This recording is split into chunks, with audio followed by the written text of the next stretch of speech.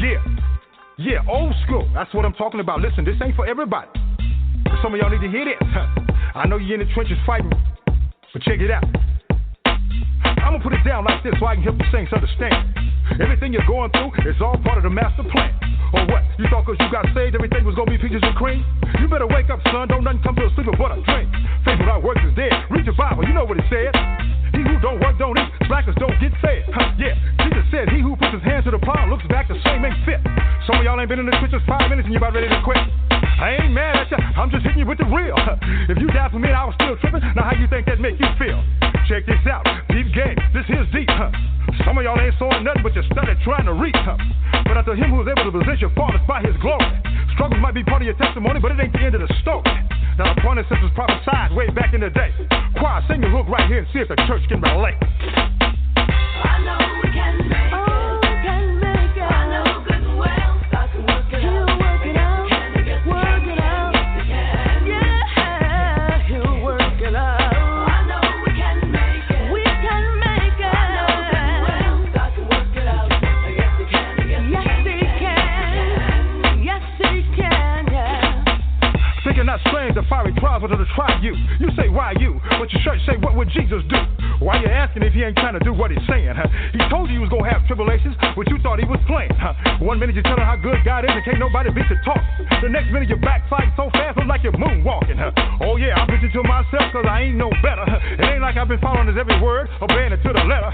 So we soldiers, we got to remember that. Regroup, stay on point. Yeah, bow down, confess, repent, stay humble, let him anoint. It ain't easy as I thought it was. I'd be lying if I told you that. But it's showing up getting better all the time. Trust me, that's a fact. Ain't nothing we going through that can't be handled. God put that on his son. Like they say, you can shout now if you want to, cause the battle's already won. So while you're going through the valley, don't even trip. You're gonna be on top. Choir, sing the hook line one more again. This time you don't stop. I know we can make it. We can make it. I know good and well. I can work it out. Yes, he can. Yes, he can. He'll work it out. We can make it. I know we can make it. I know good and well. Oh, yeah.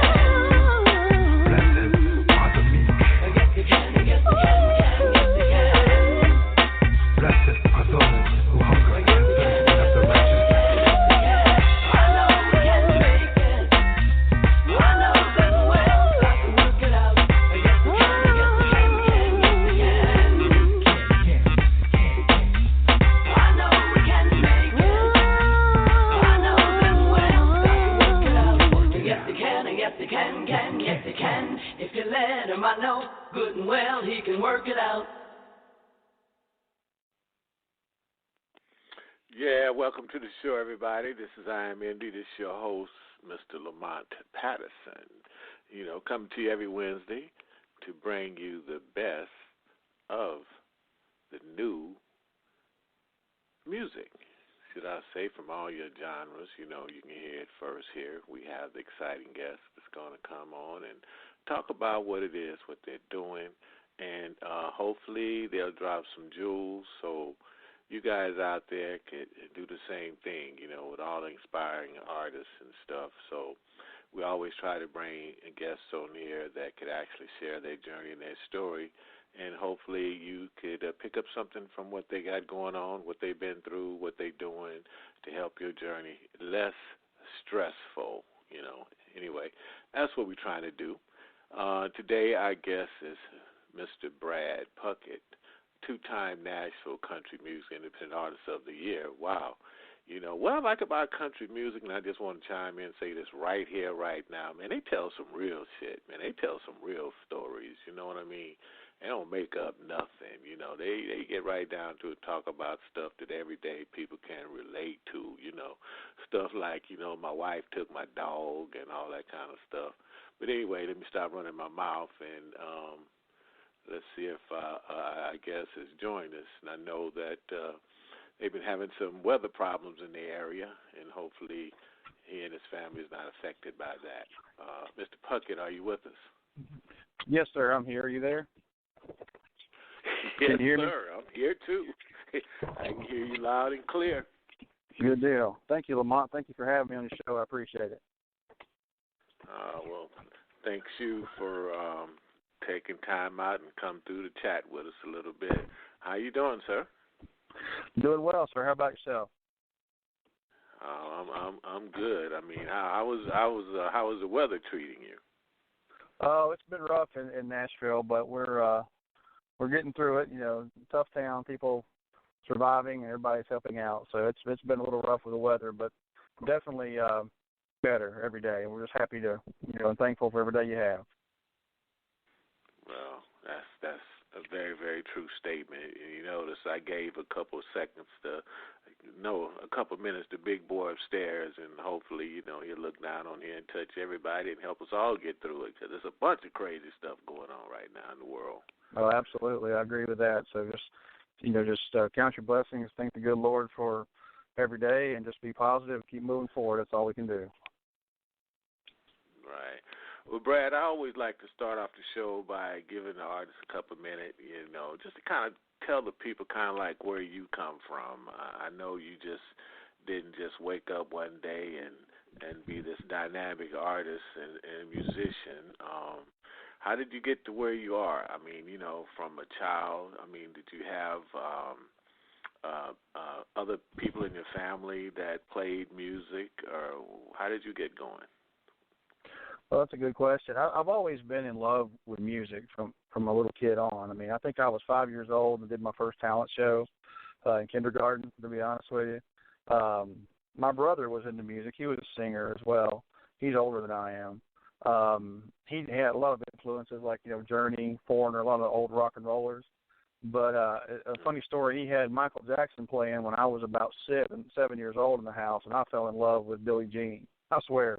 I thought Michael was a fabulous entertainer, and I loved the song. And, you know, I just loved what music did to me. It made me feel good, made me, you know, want to get up and dance. And as I got older, I had some friends of mine in the country music world that did some songwriting and so forth, and introduced me to playing guitar, and I enjoyed that, and I enjoyed writing songs, and, you know, being able to take things I'm going through at the time and put them into music. And once I started doing that, I started going out and, you know, playing local bars, local clubs, different shows, and you know, I really kind of enjoyed doing that. Plus, you can make a little money at it, and it was helping me get through college.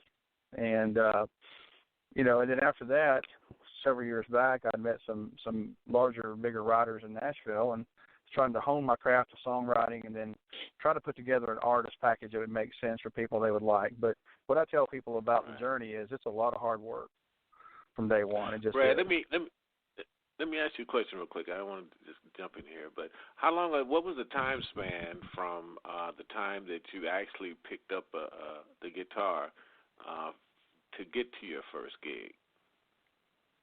I started playing, I guess I was 16, Lamont, and I guess my first gig was about 18. I started playing bars about 18, different clubs, you know, all through my 20s there. And then just kept doing it from then on out. Started off just acoustic, me and the guitar, and played many shows that way. And then, you know, I found a band, and we traveled around the country and did a lot of bigger events and fairs and festivals, which I still get to do that, which I'm fortunate to do that. But I always like to strip it down and just go just me and the guitar. I think that really lends to a more intimate experience with the crowd, and you can interact with people better.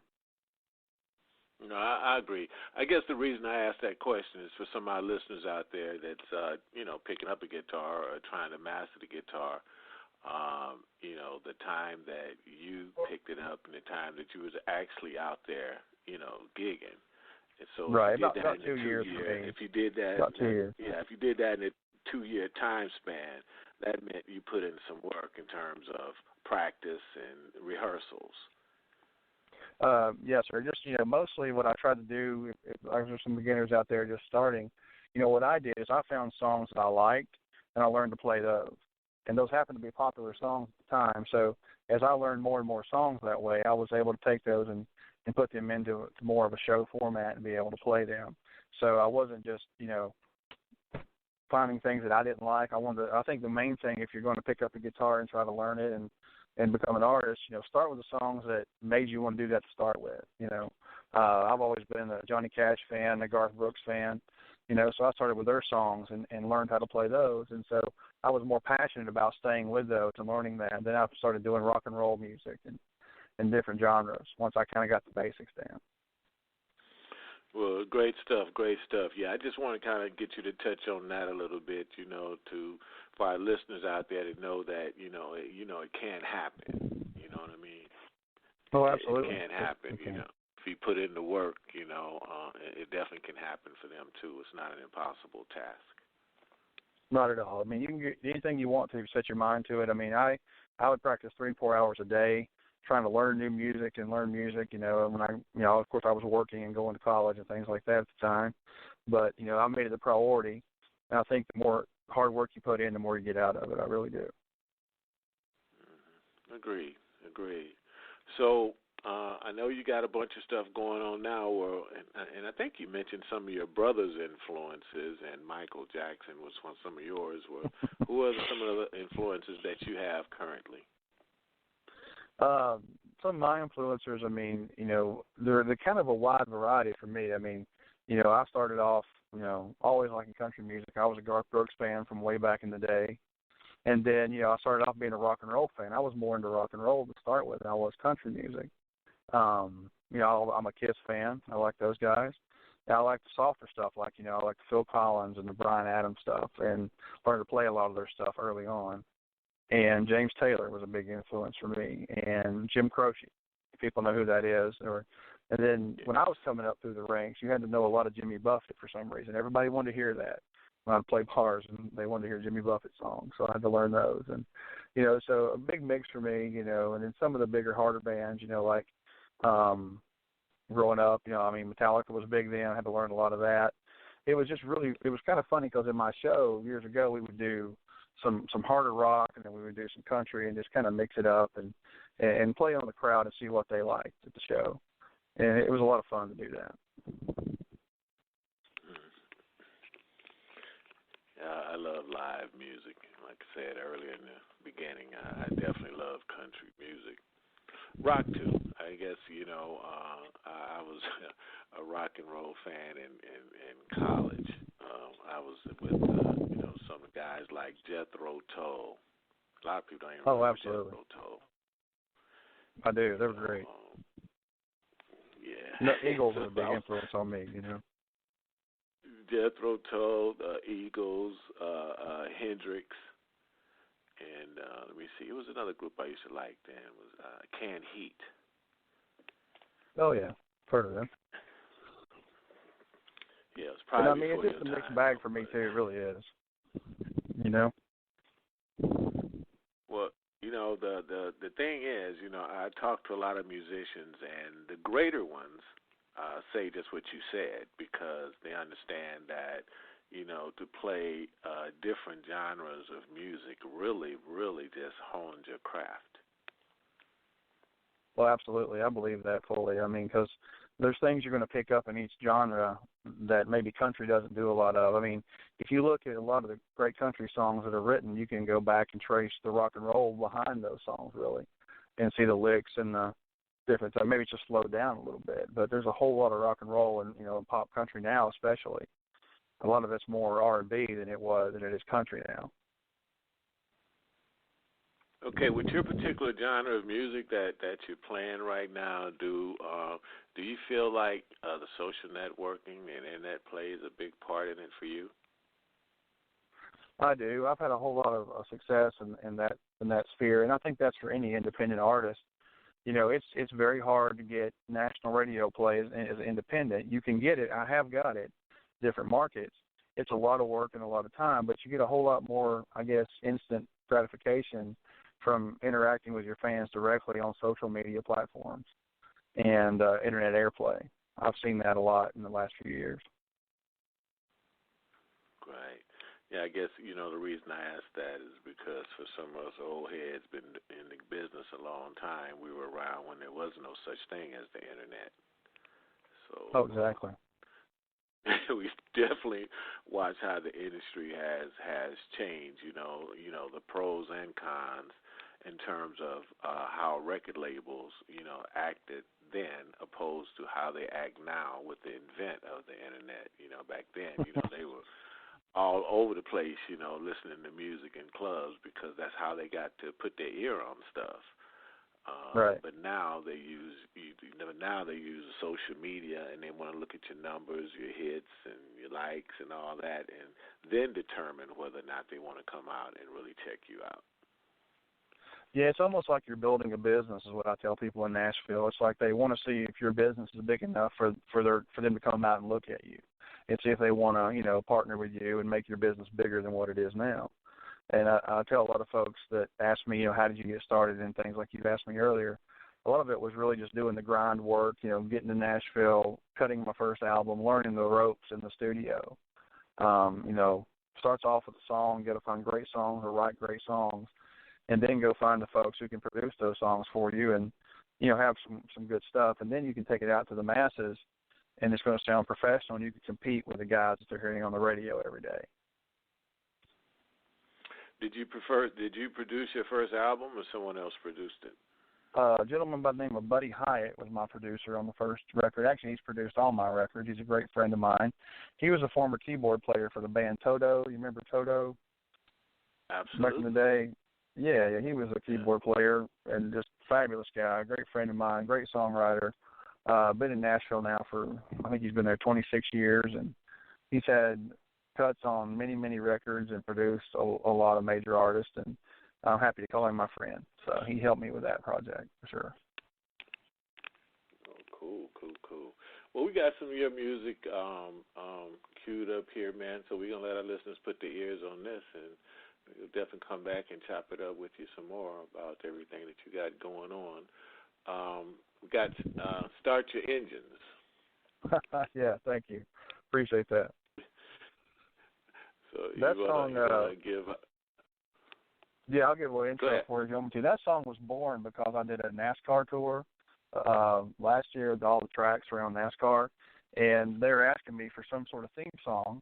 So I put this together. I'm a producer, and I wrote this song, and it turned out well. We got it used on several promos for NASCAR and different things for O'Reilly Auto Parts, and it's just a fun song. Kind of tells the history of NASCAR from running moonshine in North Carolina to, it's just a wide open, fun song. I really enjoyed writing and playing this song. That definitely sounds fun too, especially the moonshine part. Yeah, exactly. Everybody, you know what I like to say, let the windows down, turn the air conditioner up, and put your ears on this. Brad Puckett, and Start Your Engines.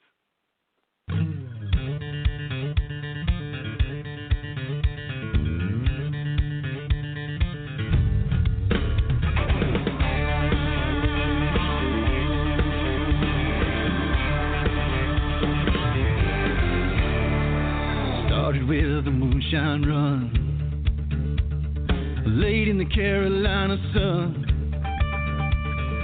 going for broke, everything to win, running from the loss, how it all began. Now they come from all around to raise their hands and throw it down. They say, start your engine, crank it up loud, start your engines. Tonight they're going to rock this town.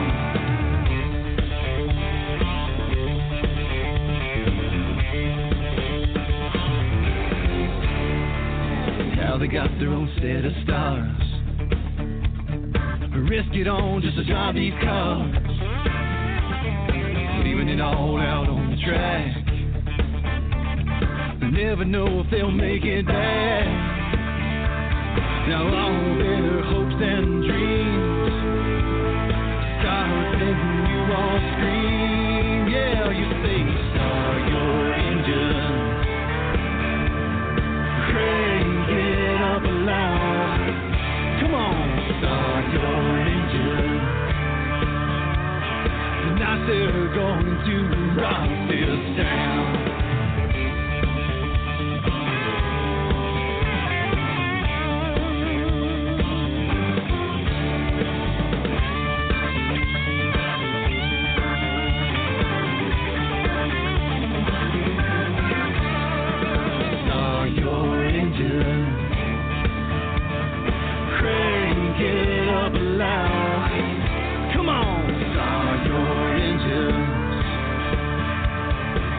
They're going to rock this town.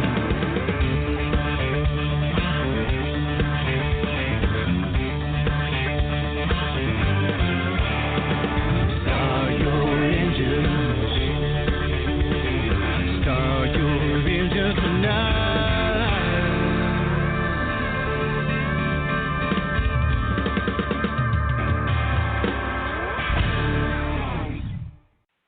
I am indie. With your host in Lamont Patterson. I'm independent, but I'm in it. I'm feeling fine all the time. On my pride, I am indie. Alicia Rain at the wave. Yes, we back with Mr. Brad Puckett. I can understand how that was a hit for NASCAR. Thank you, sir. Appreciate that. Yeah, that's just a lot of fun.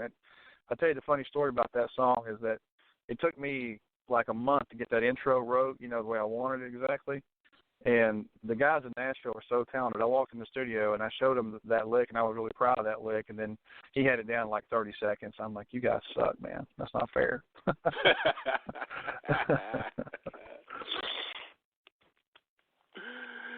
Yeah, well, I can definitely see that one, man. I can hear that one blasting over the speakers and stuff, and I know the cars was loud, but I can definitely hear that blasting over a nice, loud system. Thank you, man. I appreciate that. Yeah, that's a lot of fun. That song's just wide open from the first note, so I enjoyed that one. What was your first single, Brad? The first single we put out nationally was a song called At Least I'm Feeling Again. We did fairly well with that one. We charted on the Music Row charts. We also got top 100 on Billboard with that song and did very well with that, did a CMT video and so forth. So that was our very first attempt out of the gate. And it's more of a power ballad, really, and kind of pulls the heartstrings of, and I really enjoyed that song. That was a lot of fun. Yeah, that was going to be my next question, too, for you to tell us a little bit about your experience with Billboard. Yeah, absolutely. It was cool. It's like, once you reach so far up on the charts in Music Row, the Billboard Indicator Activator chart will actually start kind of picking up your music, and then those stations will start trying to give you some airplay there. And it helps if you go visit those stations and get to know the DJs and the program directors and so forth. And you can influence, hopefully they'll like you well enough and play your music. We had some airplay in the Mississippi market, Tennessee, all over the South of that song. And we've had a lot of internet plays of that song, and a whole lot of people have really responded well. I think it just talks about, love gone wrong, getting over it, and coming back song. So people like that song, I believe. Yeah, well, I remember in the old days you could give seasons tickets to the program directors and stuff. Yeah. Maybe I should now they want you to buy the team, I think.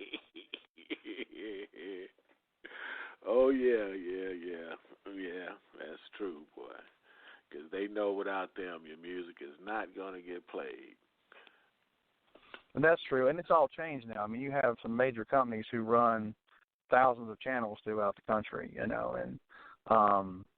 was picked up by Clear Channel for this song, and out of I think Southern Mississippi, 2 or 3 of the main programmers liked it, and and a lot of your major radio works with consultants who say, hey, this is the new upcoming thing, And a lot of people don't realize that your major labels are putting a lot of money into radio. That's their marketing arm, to be able to say, here's our new music and here's our new people. And that's what makes it hard for independents to break into that, because you have a group of very wealthy record companies using radio as their marketing tool. And if you're an independent without the backing to do that, it makes it very hard. And you said a mouthful right there, and I hope everyone's definitely listening to that. It's definitely very, very hard, and most young artists don't really realize that, I guess, because they're too busy watching YouTube and videos, but they don't really know what it takes to even really get to their music to that degree. It's true, and I think that, to me, if you just get on my soapbox here for a minute, the thing that I always thought was a little bit of a tragedy in the music business these days is that you have, in country music, I'll speak for country music, you've got 10 labels pushing music from artists they've signed and they think are the best in the world, right? And some of all these artists are great artists, but there's literally 10,000 different types of country music artists out there that people may never hear. That's the great power and the blessing and the curse of the internet is you can get your music on the internet, but there might be a million other people trying to do the same thing. That's why radio is so hard to crack into. They keep it very selective of who they want, and if you're on their particular label and, helping their brand grow. That's really the difference. And that's what a lot of young artists, when I first started, I didn't realize that. I had a lot of investors and people come to me, and we spent a lot of money trying to crack into that market, and it was just a lot of doors in our face because they're like, well, who are you? And, and what have you done? And so you go out and do all these things, and you go back to them, and they're usually a little bit easier to work with a couple of times around, but it does take some money and time. It's really a marathon, not a sprint, is what I tell people who are just getting in the business. You're going to have to prepare for a marathon. I mean, you may start tomorrow and be the biggest sensation in the world. Most people have to work at it really hard. And I guess what I get a lot of, Brad, and you touched on some interesting stuff there, I get a lot of artists wanting management, but what they're really seeking is investors. Correct, yeah. And they really don't know the difference because, to me it's like, well, a manager manages and a seasoned manager is really not going to take you on as a client if you have really nothing to manage. What is he going to do, Well, I mean, I was talking to managers in Nashville a few years ago, and they told me the same thing, what do you have that I need to manage? If you have a lot going on, great. And then that manager, if they're good at what they do, they're definitely worth the money and time, for sure, because as your career grows, there's a lot of things as an artist I can't speak to. When a fan comes up to me and we're a show, my job is to talk to that fan and engage that fan and take time for them. Your manager's job is to handle pre-production, post-production, what songs are coming in, all these different things a manager handles that as an artist you should be focusing on your artistry and getting better. But I tell everybody, Nashville, you have a guitar in one hand and a briefcase in the other. You got to always keep an eye on your business. Well, that too, but I guess part of growing in the business is learning the business, and learning the business is knowing what to keep your eye on, because sometimes people have a tendency to keep their eye on all the wrong things, and they end up losing. They end up losing great opportunities where. I hear guys, I got a great song, but, I don't want to let nobody hear it because I'm scared I'm going to get ripped off. I know for a fact I probably paid more dues in this industry than anybody, but, at some point, we all have paid our dues to do what we're doing today, you know what I mean? And I'm sure all the experiences you've had, you've paid your dues too. Other than that, you wouldn't be, where you are today. And I agree, and I tell people who say about the whole song thing, about their songs going to get ripped off, I've had songs that I've wrote that other artists have took and rewrote. That happens. But I was taught by Kim Williams, a fabulous Hall of Fame songwriter in Nashville. He was a mentor of mine. He said, if you're that damn good, write another one. That's what he told me. And I said, well, you got a point, right? So I just don't worry about that. I mean, if great songs are going to find a way. They're going to find a path, I believe. and I think they're going to hit the right people at the right time. I like to also say, look, if it costs you a song to get it in the game, get in the game. And once you're in the game, then you could jockey for a position. But first get in the game, because if you're not even in the bleachers and you're outside in the parking lot in the stadium, well, what are you complaining about? You know what I mean? What are you worried about? I mean, come on. Exactly, man. You gotta have some skin in the game for sure. Yeah, we've all done co-written songs and didn't get credit for it, or written a song and somebody else took the song. But if you're afraid to get out there, then just make music for yourself and stay in your bedroom. But if you want to be in this business for real, there's just certain things. Protect yourself the best as possible. There's things that you can do, and get in the game, get out there, do something. Well, absolutely, man. You got to be moving forward, and you got to be taking action, and that's the real key to, I think, success in any business, especially the music business. Is people aren't going to jump on the hood of your car and ask you for shows. You got to go out and audition, and prove yourself, and earn the right to do that for sure. How about somebody asking?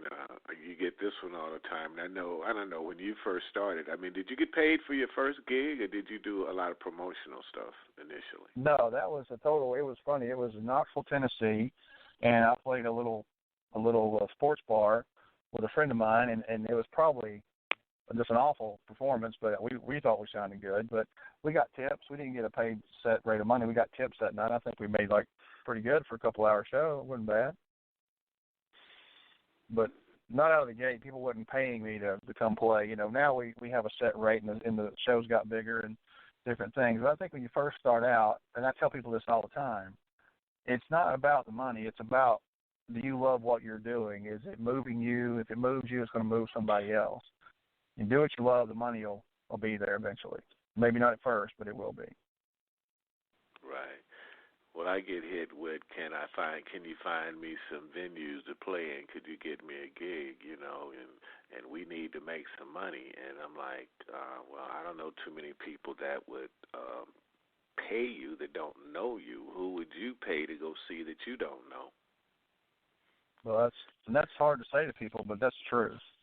That's the right answer. I mean, it's hard to hear that, but it's if you don't have any kind of following, then people are going to be like, I don't know who you are, so why would I pay you to come to my bar or my location? So I tell folks to start regionally. Start in your hometown, and if you do well there and you want to take it on to Nashville, you're not going to get paid a lot of money to play in Nashville. It just doesn't happen. You might make tips in Nashville, but there's so many musicians there, they're not going to say, oh, yeah, we're going to give you X amount of dollars to play us tonight.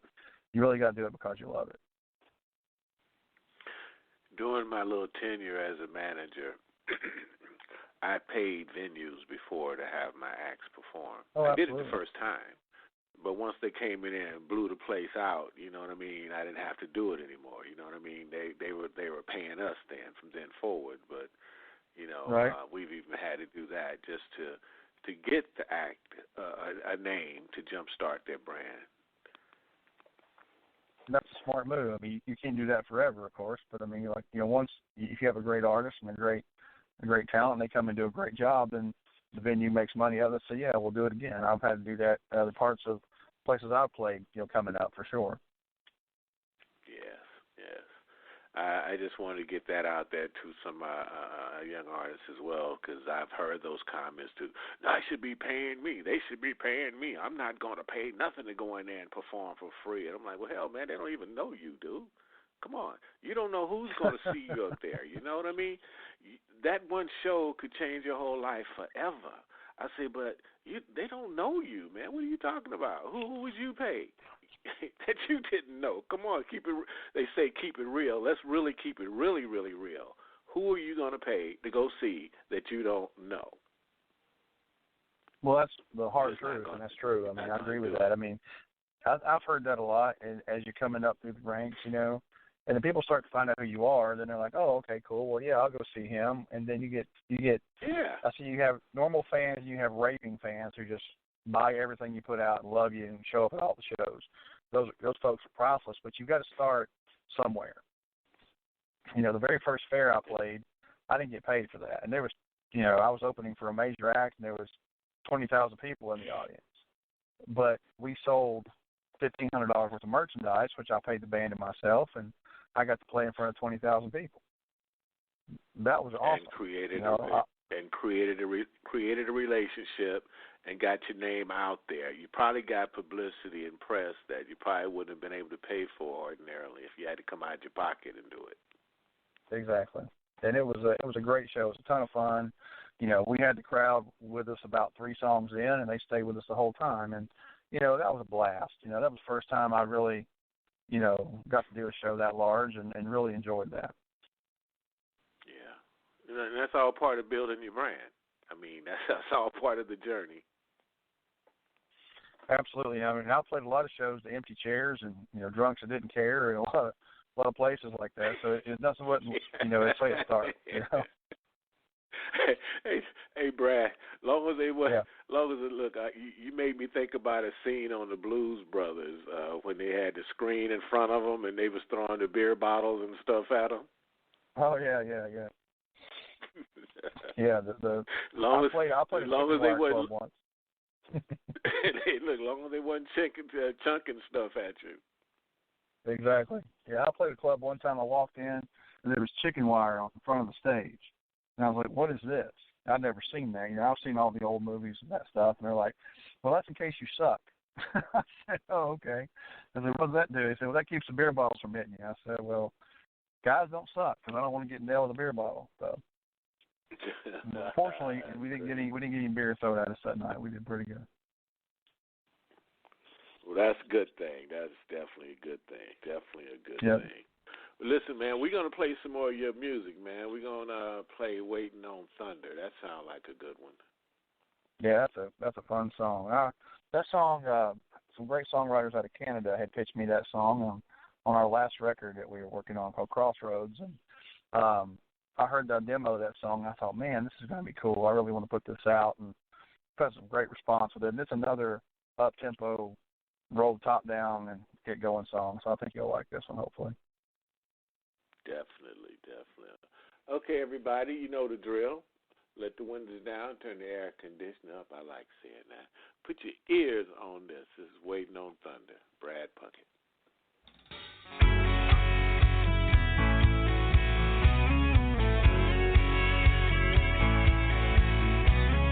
Radio said there's a big one coming. Clouds rolled in, but she didn't want to go. Laying on the hood when we should have been running.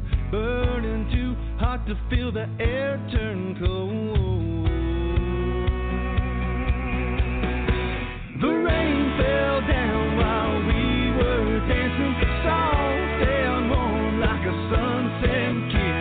The wind blew in and left us standing, staring in wonder at the sky we were under,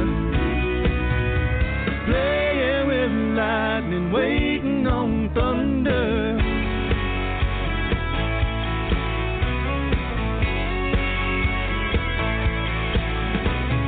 Saw the flash, but we couldn't see the danger through the sparks from the fire in her eyes.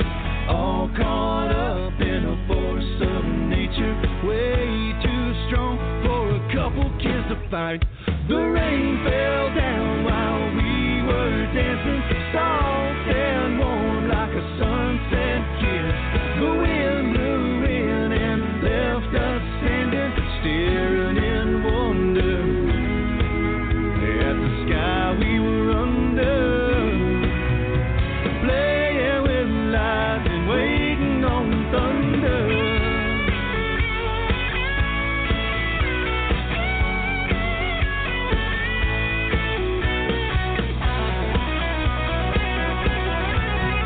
Well, the night lit up as she pulled me closer, soft and warm like a sunset kiss. The rain fell down while we were dancing, soft and warm like a sunset kiss. The wind blew in and left us standing, staring in wonder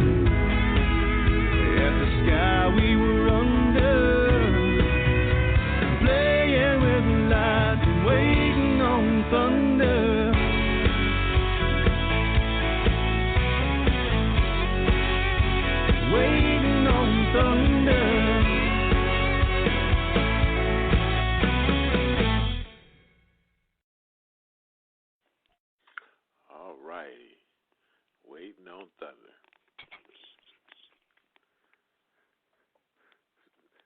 So that one, what was the composition of that? I like the guitar work. That's you on the lead on the guitar? On the track there, but I actually put together the guitar parts and give it to them, yeah, for sure. Oh, okay. That was definitely. I write the guitar parts. They get to play it better than I do, so that's what's cool about the players in there. How do you work that out? I don't know, man. I just write it down. I'm like, here's kind of what I'm looking for, and I kind of go over it with them. They're like, oh, I can do that, and I'm like, okay. Well, are you sure? They're like, yeah, I got it. And you go get in the booth to sing, and they've just played it better than you ever could. You know? So it's really discouraging when you work your ass off on a track, and then you walk in and they just take it over and play it better than you ever could. So I've learned in Nashville the musicians are unbelievable, and it's like on that song right there. I told the lead guitar player, I said, I really don't want a honky tonk sound. I want more of a driving rock sound. And he pulled out about 3 different guitars, and we tried different things, and he come up with that, and I said, that's perfect. Roll with that, man. He pulled out 3 different guitars. Huh? And he's like, how about this one? I'm like, that's cool. Let's try that. And, you know, and it's funny because you write these songs initially acoustically, right? And you're like, here's the parts I think, and, you know, you get your ego, and you go in there and say, I got this, and then those guys just kind of make you feel this big, you know, really small. But you know, that's the beautiful thing about Nashville is the musicians are unbelievable, and they're really humble, nice people. They really are. Hey, well, that's a great thing. That's a great thing that you at least have the ability and able to work with them. And I guess when everybody's humble, that's when the magic is made.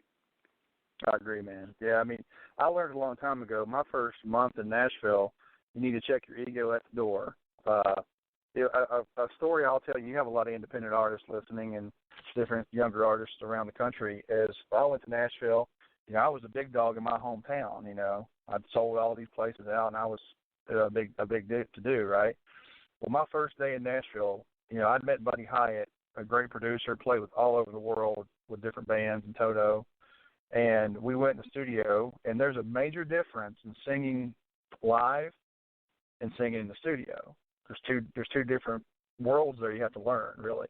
And I didn't know how to sing in a professional studio at the time. I could sing well, but I wasn't a studio singer. That, you know, I wasn't ready to do albums yet.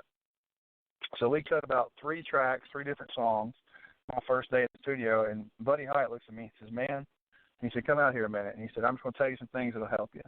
He said, you're really good, but you don't have a clue what you're doing in the studio. You need to go home and figure it out.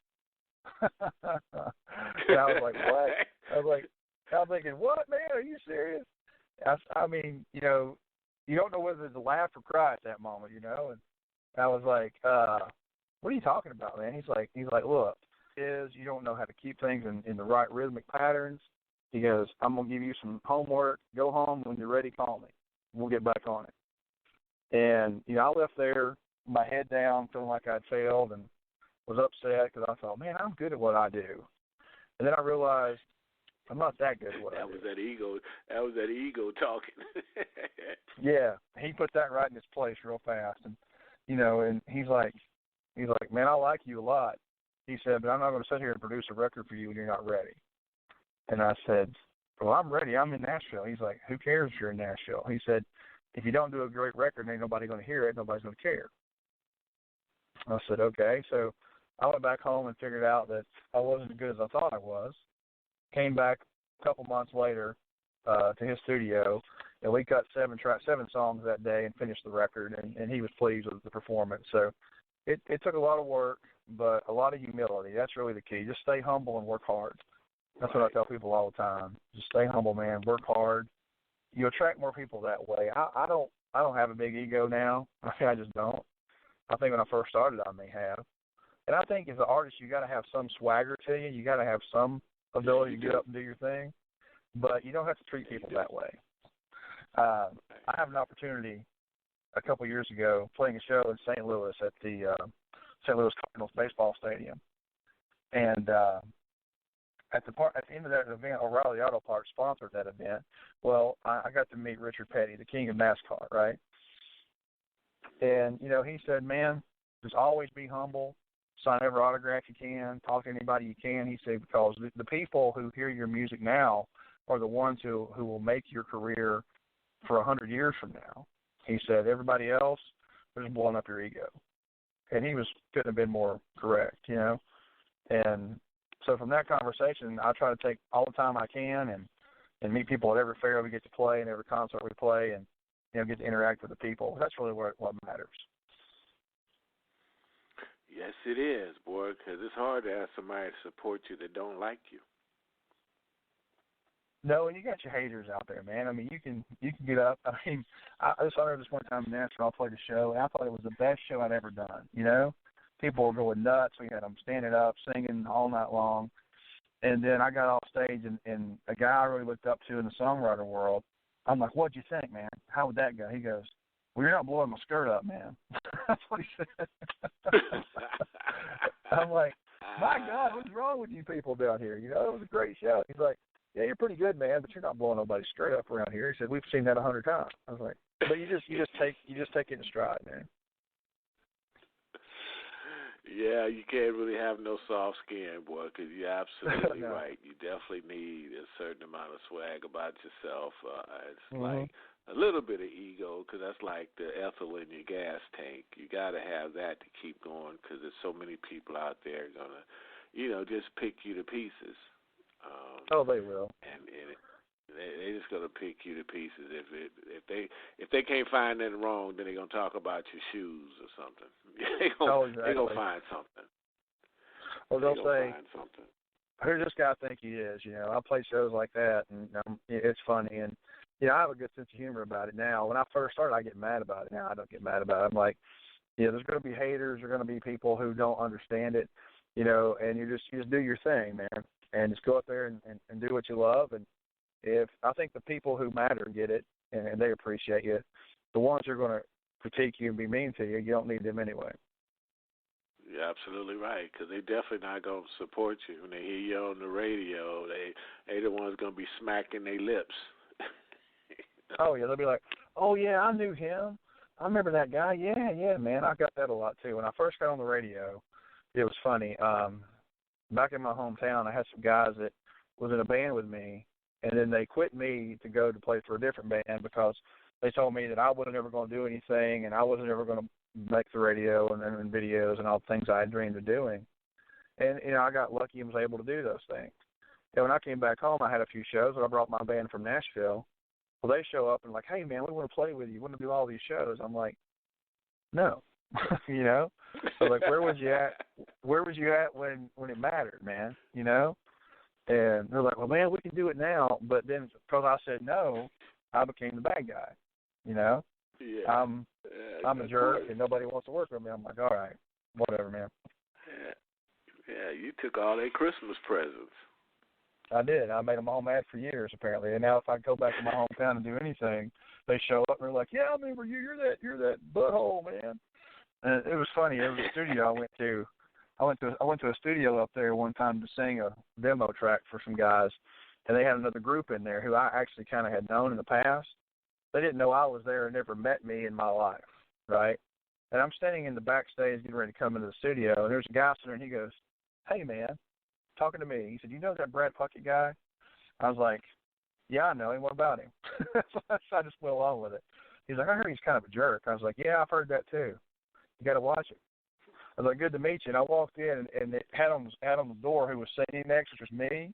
He's like, oh, that's you. I was like, yeah, it is me. Good to meet you, man. So that's just, I thought, wow.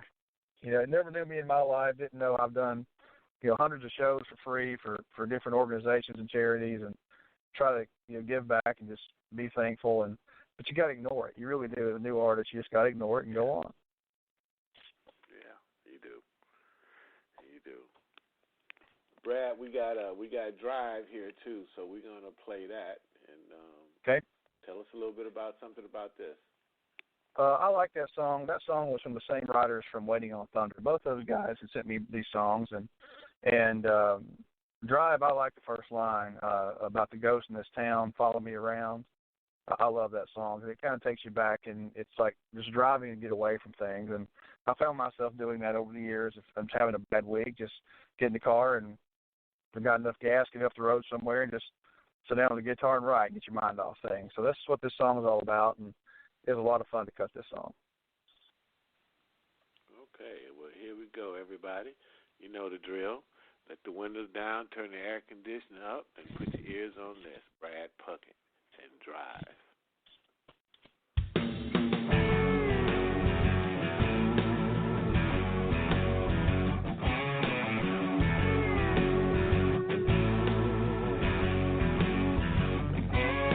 The ghost in this town follow me around. Yeah, I can't shake 'em.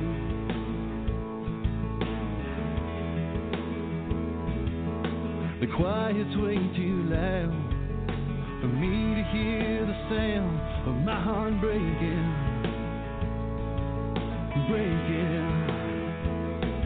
Hey, I can't stand still.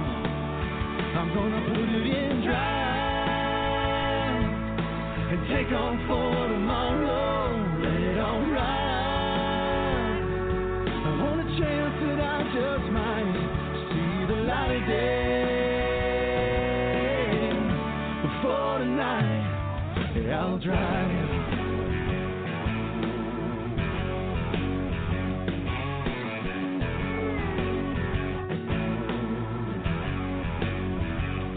I've got just enough gas to outrun the past before it finds me, 'cause I know it'll find me.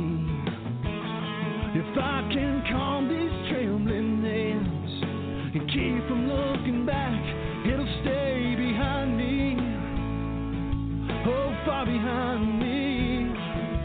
I'm too far now, and I won't break down. I'm gonna put it in drive and take on for tomorrow. Let it all ride. I want a chance that I just might see the light of day. Before tonight, I'll drive away your memory. I'll drive away the pain. Maybe someday I'll forgive you, but till then, I'll put it in dry and take off for tomorrow. Let it all ride.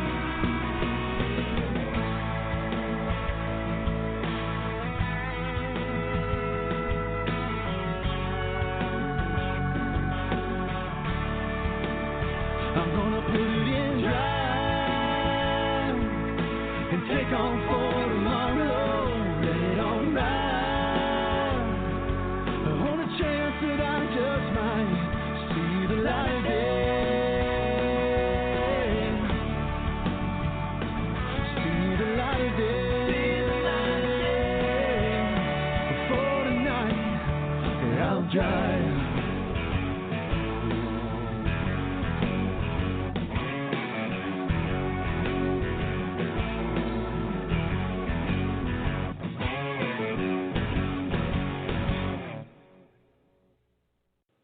Okay, your girl Miss Dramaganza, check. Lip gloss, check. Mascara, check. I am Indie with the homie K Diddy, check. You listening to Blog Talk Radio, baby, and I love you for it. Mwah. Yes, we're back with our guest today, Mr. Brad Puckett, doing his thing. That was another great song, man. Thanks, man. I appreciate that. I can see you take time with your lyrics. Yeah, I enjoy a great lyric. I think I like painting pictures with my lyrics. I always did, being able for the listener to see what's going on versus just tell them what's going on. I think that's critical to a great song. Yeah, I agree. So what's next for you and the band? What you guys got coming up? Well, we've got we're finishing up a new record right currently. I'm finishing up the record. Hopefully I'll have that done here in the next few months, and hopefully to send you a copy of that. Take a listen, see what you think about it, Lamont. Love to get your opinion of the record. Yes. Next time we got some shows booked this summer. We're going to start, playing. We got some opening dates coming up for some artists that are out there on the radio, and we got some new singles going to the radio this summer as well. So we're excited about that. So a whole lot of things coming up. I've got my next show actually is an acoustic show I'll be doing in Crossville, Tennessee. I'll be doing, I think it's the 27th of March. I'm going to do that's a 2-hour show for me, and it's just me and a guitar, and the band's not going to play that one, but they enjoy that too. Sometimes I'll take my fiddle guy or I'll take my lead guy with me on those, and we just have a ton of fun with the crowd on those shows. Well, great. Well, I'm definitely looking forward to hear all your music, man. Definitely appreciate you taking time out for us to come through and check us out and let us hear what you got going on. Also, I want to ask you too, when you get some time, man, to put together a drop for the show for us. I'd like to have one, so let everybody know. Oh, absolutely. I'll do that tonight and send it to you. Yeah, man. I'll get that over to you. That would be great. Yeah, great. That way we can definitely stay in tune and definitely let us know, when you're coming toward the West Coast, man, so we can come out and see you and support you. Thanks, man. Well, I really appreciate the opportunity to be on your show, and for your listeners to hear my music. I really feel honored you did that. Thanks, man. It really means a lot. Oh, man, it's definitely our honor, man, and our pleasure as well. And also tell everybody where they can go get copies of your music and how they can get in contact with you. They can go to bradpuckettmusic.com. That you can get any of our current albums or singles that are out there. Of course, we're on iTunes and all your major markets. We're on as well, which it also handles our iTunes account and things like that. They can find us there. Reverb Nation, all my music's there if they just want to hear the music and get an idea of who we are.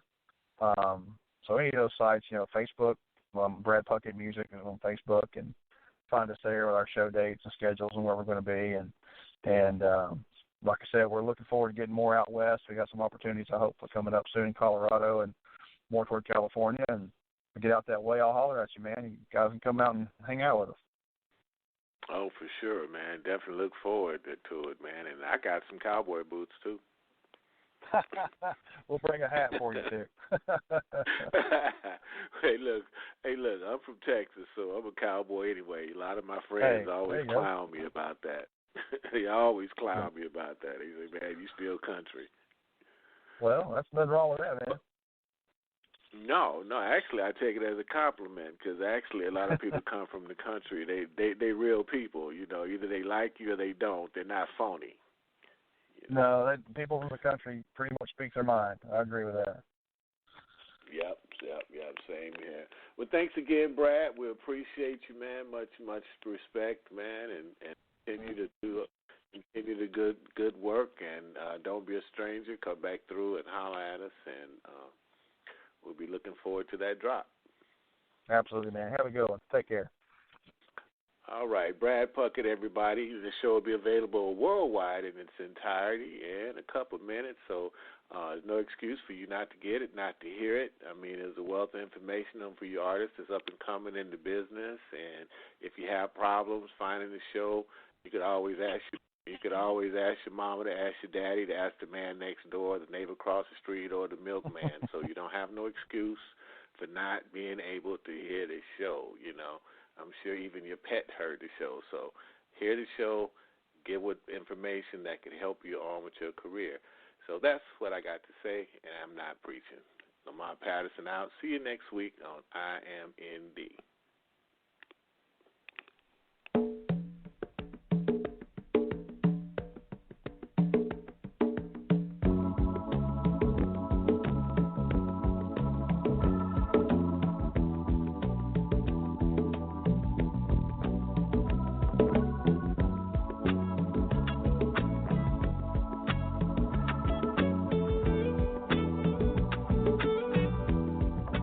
Though you may not drive a great big Cadillac,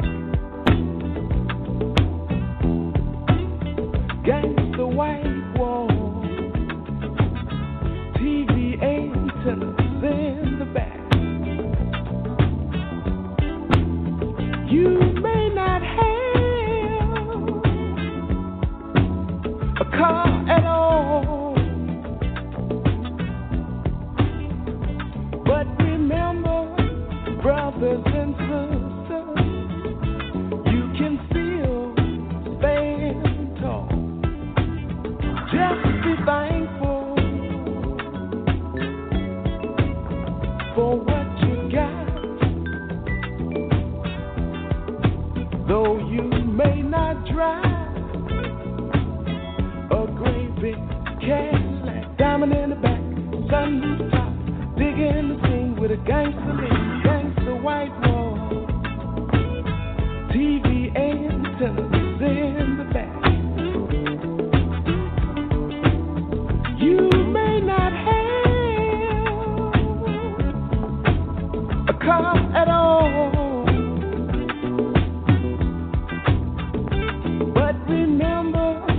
Brothers and sisters, you can still stand tall. Just be thankful for what you got. Though you may not drive a great big Cadillac,